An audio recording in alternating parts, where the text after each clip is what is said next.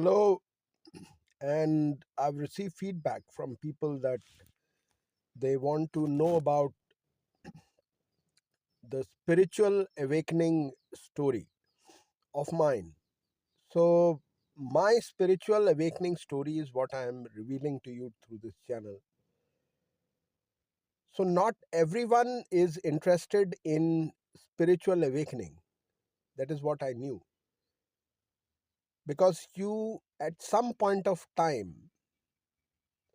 try to think about questions like who am I?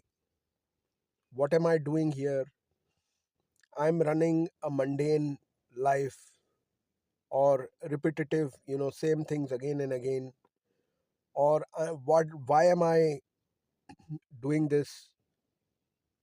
Who is running this world? So when these type of questions they start,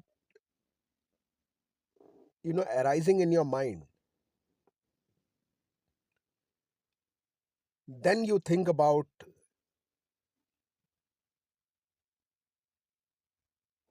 the reality. And that is where you will start thinking, why am I here? What am I doing? And then your spiritual awakening can happen if you pursue with all earnest. Then your spiritual awakening will happen. Spiritual awakening is not just the that today I am uh, spiritually awakened. No, it's not like that. Spiritual awakening is a gradual process, and I will explain to you why it is a gradual process. Because this is something that is unique to everyone. Every soul, atma, magim, spirit is unique, has its own unique journey. So spiritual awakening for everyone will also be unique. It cannot be same. The reason is that the karma, the karma, the deeds, the operative deeds, inoperative deeds, all those are very much unique to every person. So based on that, everything is cannot be same for everyone. Please remember that. So it is not that I have the same spiritual experience, you also have the same spiritual experience. But you can learn from the other spiritual experience. So if that is your motive, then this video is for you. But if you're thinking that this man had a spiritual experience, why I am not having that spiritual experience, it will not work out. Because your spiritual awakening, a real grandmaster, Maha Paraguru now can give. Nobody else can give you that spiritual awakening. That is what is my understanding also. And I am a Maha Paraguru, and how I reached here, I will not talk about. But I will tell you only one thing, how my spiritual awakening happened.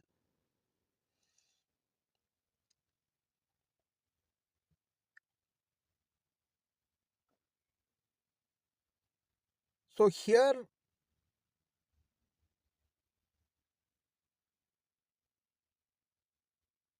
I had a lot of interest in spirituality. And when I say spirituality, I knew what is spirituality and what is religion. So there are two distinct things, spirituality and religion. Maybe spirituality versus religion I will do in another video. That is for another topic. But at a rough scale,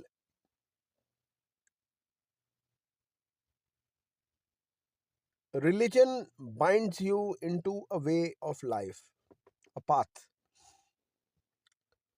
Spirituality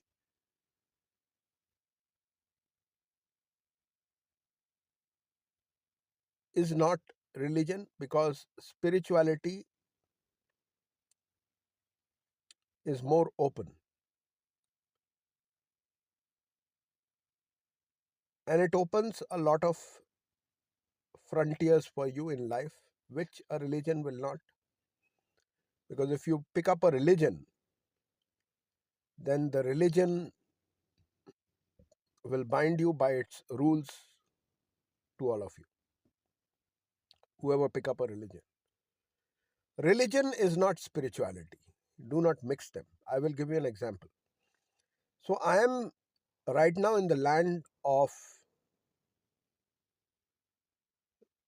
Devanahalli, which is Devanahalli means in the local language Kannada, it means land of the gods. So this is truly a holy land, blessed land, Devanahalli, where the international airport is located, Kempegoda International Airport Limited, KIAL. So this whole land is land of the gods. And Halli here means, in local language, it means the village. So it is the village of the gods. So there are various temples here, there are mosques also, and church are also there. So three prominent religions are there. Jain also are there, Jain temples are there. So four. If I find out a synagogue, I'll let you know, but there is no synagogue as per my exploration. And Buddhist also are not there here. There's no Buddhist temple here. So that way only four prominent religions are dominant over here in Devanahalli. So religion is like a school. It teaches you onto a path.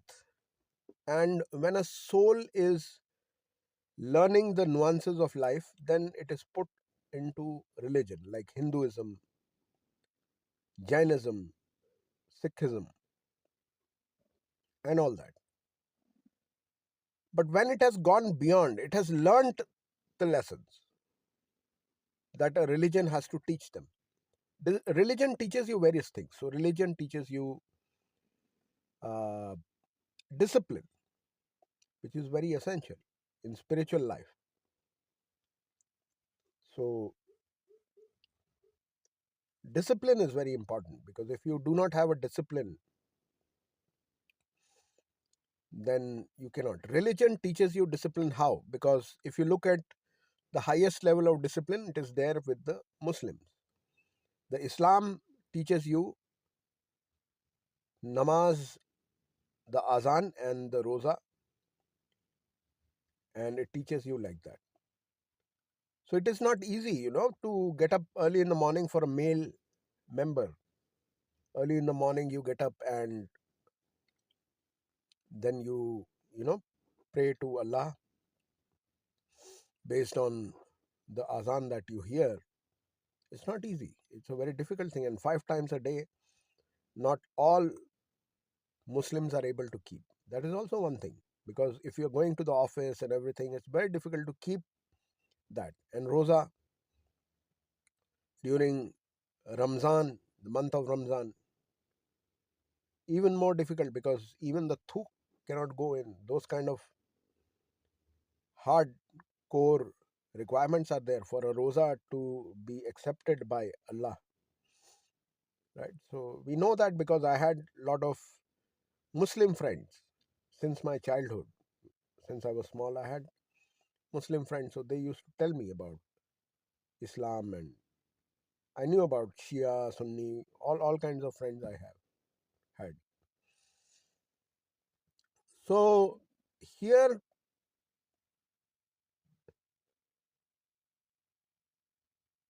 religion gives you discipline mainly, and it teaches you that how you can get good deeds accumulated, and what is the good path, what is good and what is bad. That also religion teaches you. So third thing.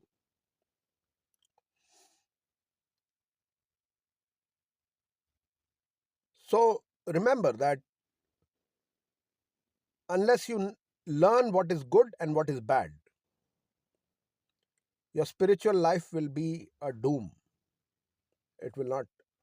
So first is religion, then on top of that is the spirituality. So it's like a pyramid, like this. This base is the religion, and then lies spirituality.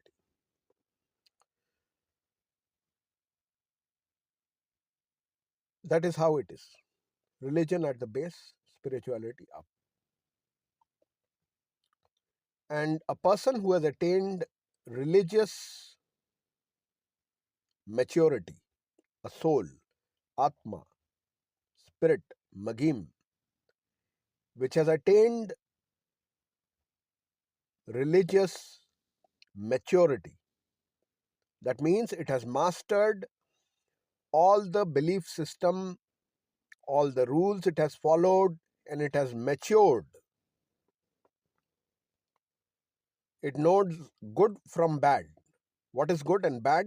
According to Hinduism, if you're born as a Hindu, if you're born as a Sikh, if you're born as a Muslim, if you're born as a Jain, if you're born as a Buddhist, what is good, what is bad? It is clearly taught in all religions.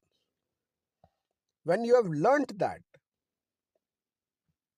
then your soul is upgraded in 2 lives, 3 lives, 10 lives. Sometimes people take even hundreds of lives, right? So I hope you all have had breakfast. This is early in the morning.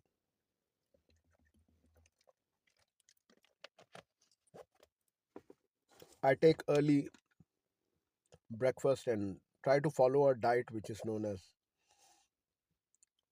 uh, sunrise to sunset diet, which is a sunlight diet. I try to follow that.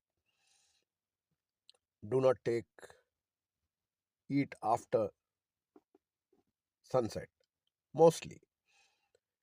But now the rule that I follow is that I do not cook after sunset.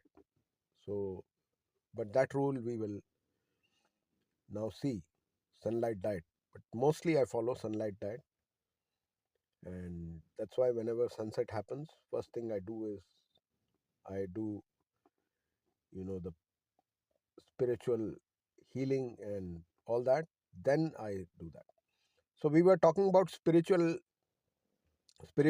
and I told you that it's like a pyramid. The first base is the religion, and then the spirituality. Spirituality is sometimes linked to religion. Sometimes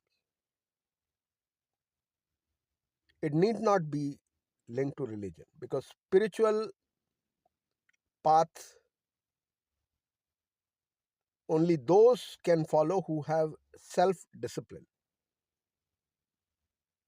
Only those people can follow spiritual path. If you do not have self discipline, you cannot. So in self discipline, what all comes? Self discipline comes restraint on self, controlling one's senses, right? Controlling one's mind, controlling your urges, sexual urge to eat, just like that, eating. Some people have that uncontrollable urge to eat, right?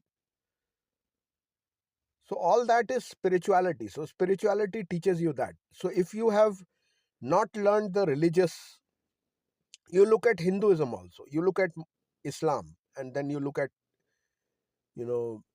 Hinduism, because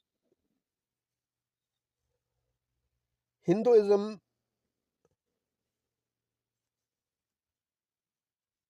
teaches you a lot of restraint. Like Islam, it has, lot of vrat, tap, dan. Every day there is a Hindu calendar. If you follow, then every day is like you have to do some kind of activity. Every second day, third day, something big will be there. Makar Sankranti is coming. A lot of things are there. So it is not easy, to follow any religion to the core. If you hardcore you want to follow, it is not easy. So that is one thing that you should keep in mind, that religion teaches you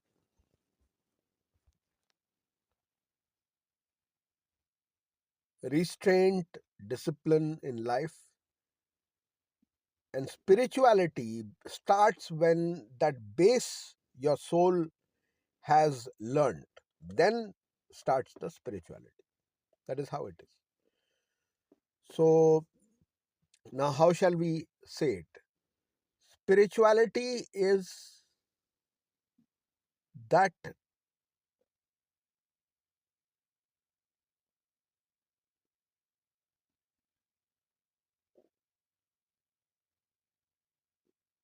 which allows you to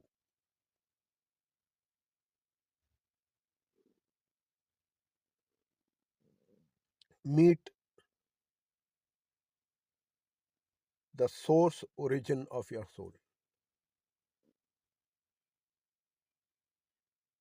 That is spirituality, according to me.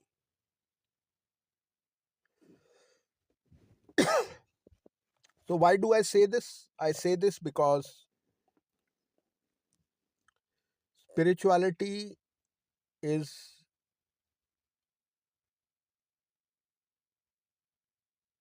the awakening in oneself. How does spirituality start? I will tell you how it started in me. I was born in a family which was spiritual.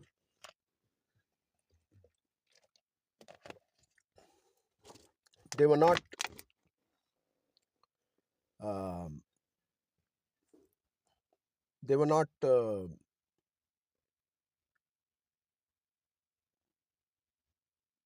religious, and that was this Radha Swami sect, which is Surat Shabd Yog.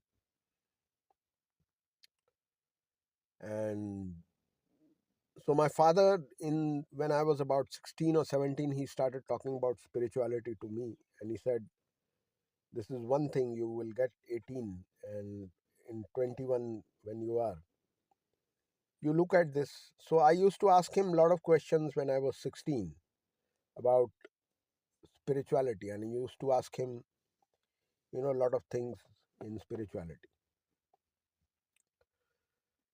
So he used to answer a lot of questions. Then there came one stage where he said, "Your questions are too deep, and you have read all the books of this Radha Swami sect." So he gave me a book which was by Paul Brunton, and many people will not know. So he was a seeker, and he had come to India. He was a monk. He was a monk from the British Empire. He had come from London, and he was a seeker into India. He went to Egypt also. So his book is A Passage into Secret India. Pilgrim's Path, something like that is there. You can search book by Paul Brunton. Paul Paul Brunton. Brunton. So my father said, "You read this, maybe you get gyan, because this sect I am not able to convince you." And I was 17 years by that time. "Maybe this one is not for you." And this man also was a seeker. And this book you read, if you understand, then maybe you will get the answer. I said, "Okay." So I started reading the next day. He gave me in the night, and the next day morning I started reading. So I saw that he met various fakirs, various sadhu babas in India. And he also met one Egyptian who had by chance come in Bombay, and he met that Egyptian magician. He was proper magician, Egyptian magician, as he wrote in his book, that he saw various tricks and that fellow disappeared in front of his eyes. And the Egyptian magician just disappeared in front of his eyes. So I was shocked to see that one person. So he said, "I was right now in the Europe, there is the awakening, the Middle Ages are going on, and I've come here." in search of the path which can liberate me. That's what he has written in his book. You read it. You do not believe in me. Then after that, uh, you know, Paul Brunton, he various places he went in India. He wrote, you know, so North India. He then uh, he went to this place known as Dalbag Radhaswamy also, and there uh, he actually stayed there on because he there at that time there was one guru, the founder was there, who was known as Anand Swarup, Sir Anand Swarup, and who was the founder of Dialbag. He had bought the property and he had started building ashram over there. So that Sir Anand Swarup, he invited him, you stay here into our be our guest, and since you are a pilgrim, you please stay. So free stay was given, free food was given, and he came with a staff. So Paul Brunton's staff was there. He has written about his staff also. So his staff used to guide him. So his staff said 3 days you stay and start. So he used to go every day morning to the fields as those people were going, and he used to see there were factories which were producing fans and butter and all that, and it was being exported. So he was inquisitive. So the guru who was there, he was not accessible to Paul Brunton. So he questioned a few of the people there, and he saw that they were doing a lot of things which was not being done anywhere else. Then in the last day, third day, the guru asked,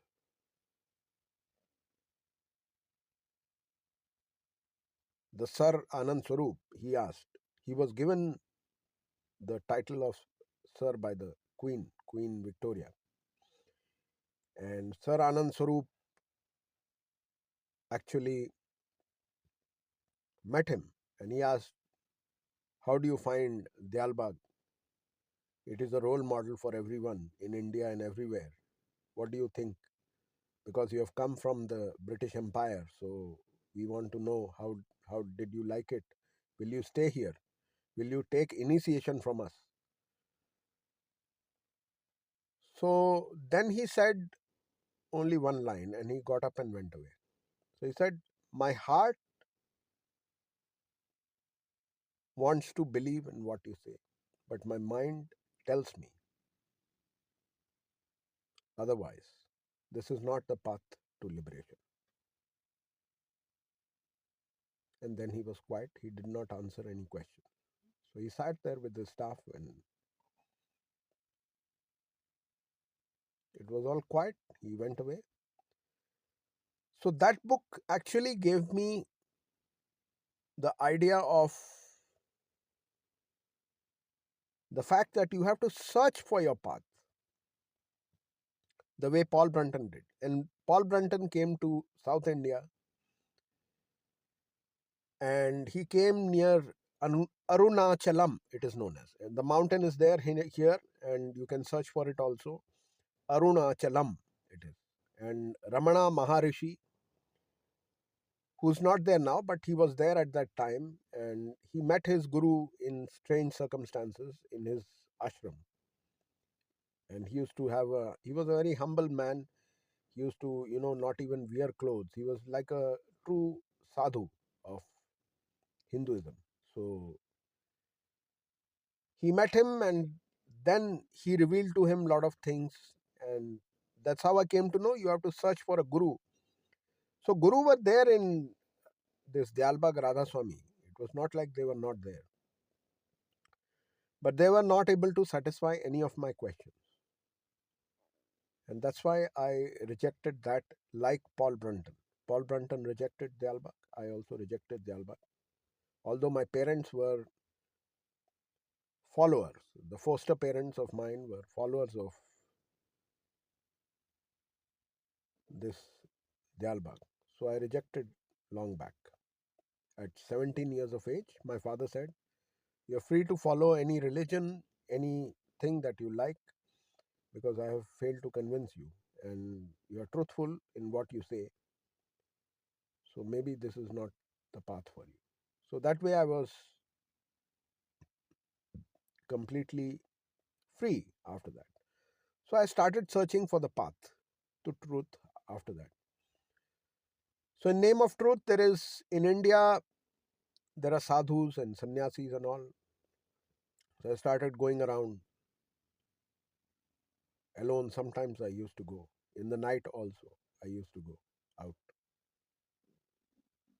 But I did not meet anyone who could answer my questions.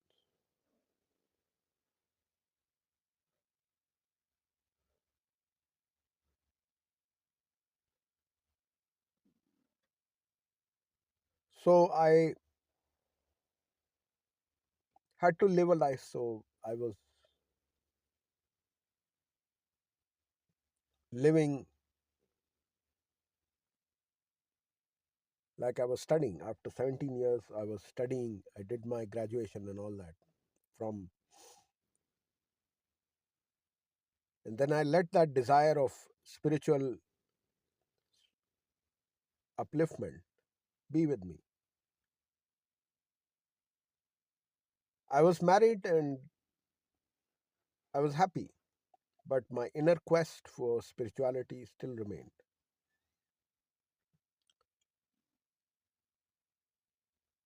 One fine day, around 5 a.m.,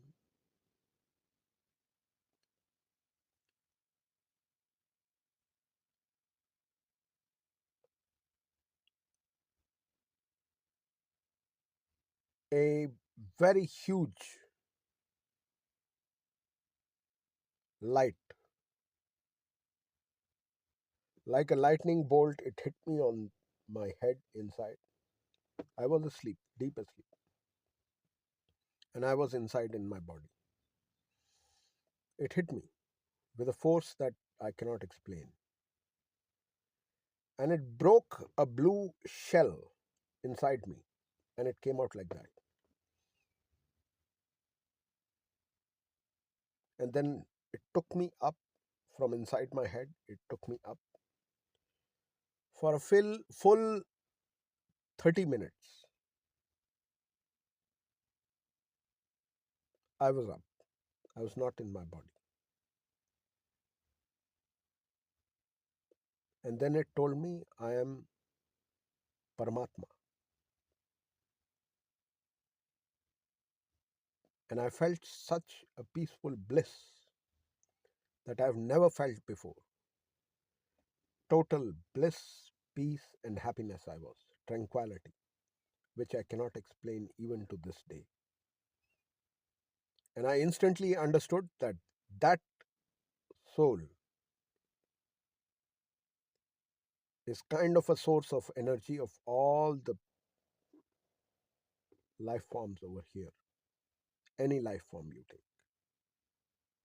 So all life forms, they came out of that primary source, which called itself the Paramatma.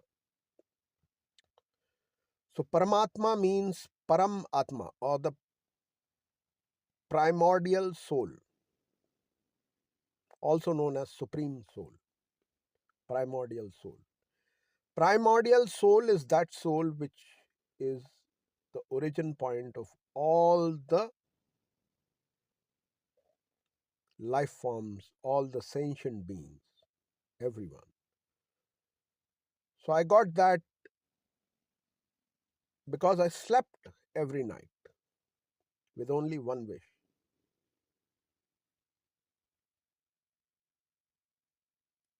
that I get liberation, nothing else.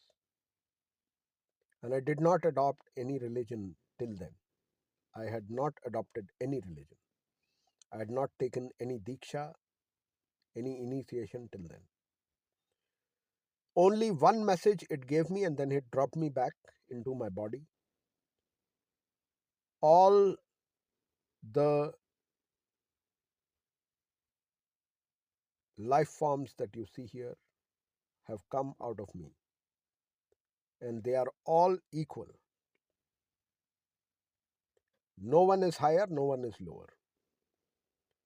That message you have to spread, and that is why you are here. With that message, it threw me back into my body. So then I asked, I have a lot of questions. It said, all questions are within you, answers are within you. Ask, you shall get. I have removed what Buddhists call as the blue pearl, which is the encasing inside the head. There is a pineal gland. That pineal gland casing is there, okay, of blue, Maya. It's known as Maya, Mahamaya, all that, and Kal Ratri also they call. So when that casing is removed, then you get towards the path of liberation. Otherwise, it's not possible. That blue pearl has to be broken. That Maya has to be broken. If it is not broken, spiritual awakening will not happen. I'm telling you. That Maya, sheath of Maya, cover of Maya, that is inside your soul.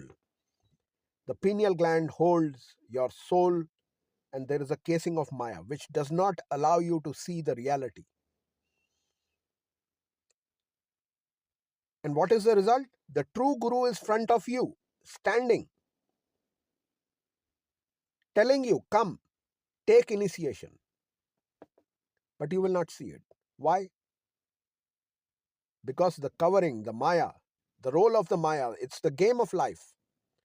Role of the Maya is to not let you see the truth, not let you see the true Guru, not believe in the true Guru.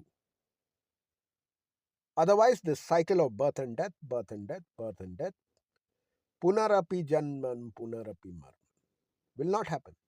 Again and again you have to be born. Again and again you have to be dying.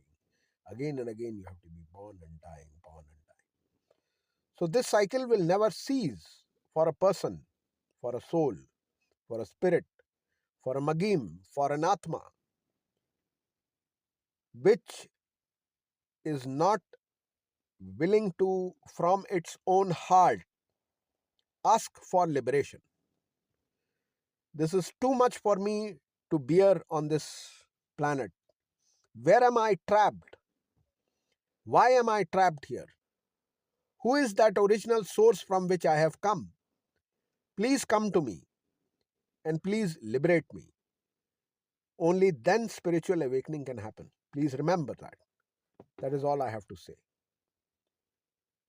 Like, subscribe the channel, and remember that I do a lot of live initiations also.